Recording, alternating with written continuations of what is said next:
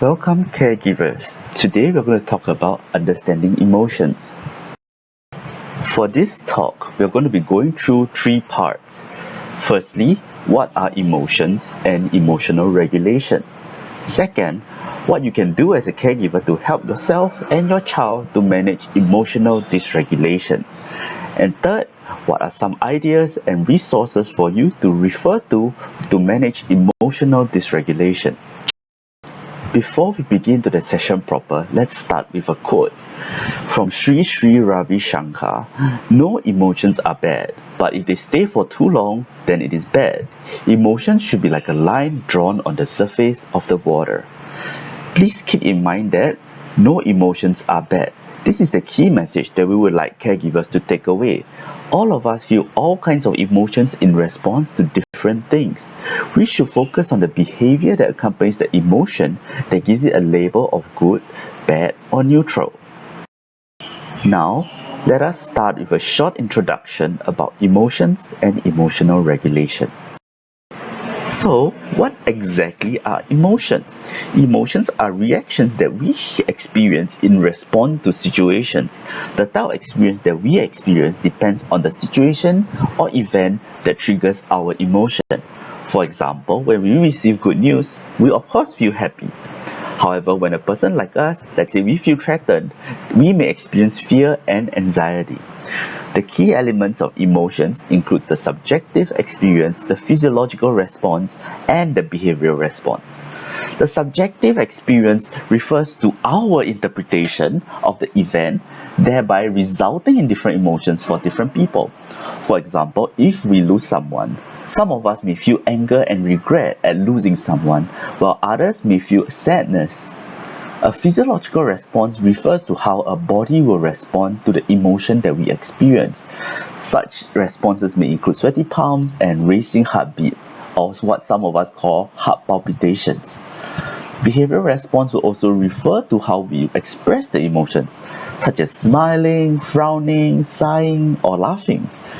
They let others know how we feel and are also important for us and our well-being. Emotions have helped us to survive through evolution. If we did not have emotions, we could not make quick decisions on whether we should fight, flee, take care of others, reject food, or approach something useful, all of which are adaptive in our evolution and help us to survive. The ability to recognize facial expression of emotion is basic to our communication, as well as our interaction. It helps to provide information to others about a person's emotional state and is a type of non-verbal communication. This in turn allows us to be able to respond appropriately. Typically, developing children are able to correctly identify facial expressions of emotions by the age of 4. The 4 basic emotions that most of us easily interpret, especially for children, include happiness, sadness, anger, and fear or surprise. Past studies have shown that individuals with mild to moderate intellectual disability, or ID, can identify their own and others' basic emotions based on facial expression. For example, happiness is an easily identified emotion. However, they presented with some difficulties in identifying more complex emotions, such as disgust. The provision of context or description of a situation also helps people with ID better recognize emotions. For example, by providing them with situations that are familiar, such as I feel happy when I receive a present, or I feel angry when mommy scolds me, are examples of situations that can be provided to help them to better understand their emotions and link it to the situation. In general, people with ASD or autism spectrum disorder find it harder to recognize their own and others' emotions and present with difficulties managing their own emotions as compared to neurotypicals. While they do get better at recognizing basic facial expressions as they grow older, they may still continue to struggle with brief, fleeting, or subtle, less exaggerated emotions which are common in everyday settings. For instance, it may not be appropriate to express grief or anger in a workplace workplace setting, and this is difficult for people with ASD to catch. This could be linked to their difficulties in paying attention and distinguishing faces. Using emotion recognition technologies to teach children with ASD helps them to identify and express their emotion. Emotional regulation refers to a person's ability to identify and manage their emotions. This in turn helps them to effectively manage and respond to an emotional experience with appropriate actions. Generally, people unconsciously use emotion regulations to cope with difficult situations throughout the day.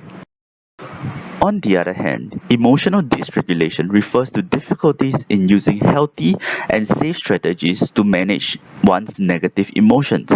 Emotions, thoughts, and behaviors are all linked, and it is the interpretation of the emotion that leads to negative emotions. For example, if a friend walks past you without saying hello, you may experience thoughts such as, "What did I do wrong? Is she angry with me?"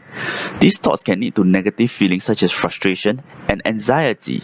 And in order to make yourself feel better, you may do something to help yourself, such as talking to your friend or buying a snack to make yourself feel better. For your child, a similar example can be your child wanting to do something like play an iPad but was stopped by an adult. He or she may experience thoughts such as, "I want iPad now," or "Mommy and Daddy is always stopping me from playing my favorite game." He or she experiences negative emotions such as frustration, which can lead to behavioral responses that are negative, such as aggression, crying, and damaging of property, such as banging the table. Studies have shown that challenging behavior occurs approximately 4 times more for people with ID and ASD compared to the general population and people with ID only. These challenging behaviors and emotional dysregulations are often present in childhood and tend to continue on throughout their lifespan. Emotional dysregulation and challenging behaviors can also lead to the development and maintenance of mental health issues. Here are some reasons why people with ID or ASD exhibit higher levels of emotional dysregulation. These include their difficulties in using language to access and communicate how they are feeling physically and emotionally to others.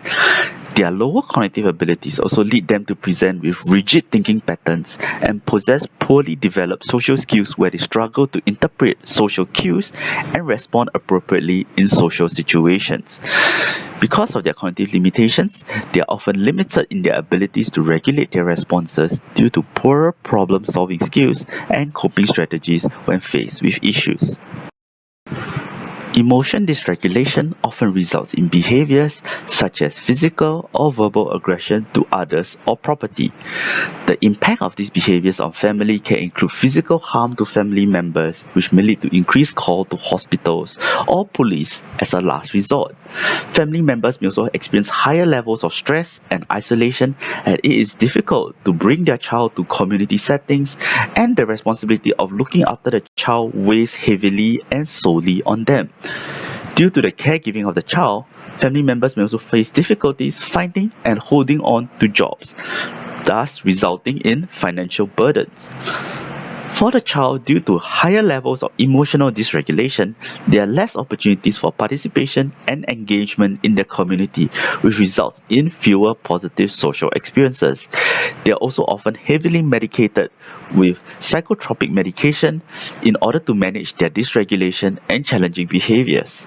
These also lead to poorer long-term outcomes for the child.